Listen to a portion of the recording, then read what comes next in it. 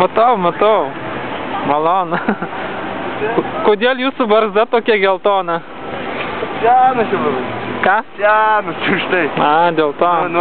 O gal jinai dirbtinė? Dirbtinė, ne? Užmiršot įmerkti ir nepamalino.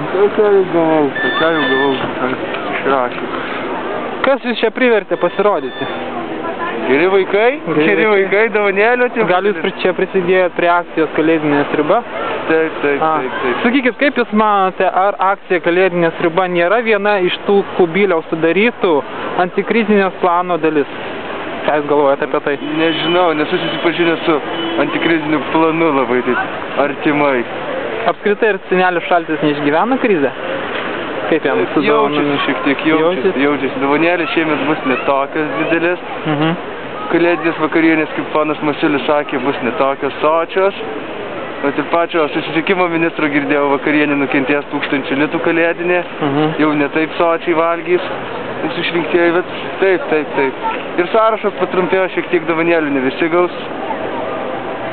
Kągi, visam pasaulį kviečia. Ir senelių Šalčių liečia. Liečia, aišku, kad liečia šiek tiek. Supratau. Šildymas pabrango. Ten Laplandijai, tai sunku išlaikyti visą tarifą. Žinau, tas sunku.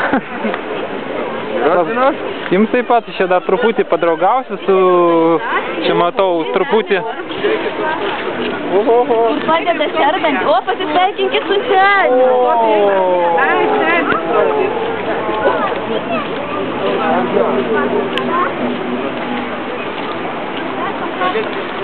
Tuoj, palaukite.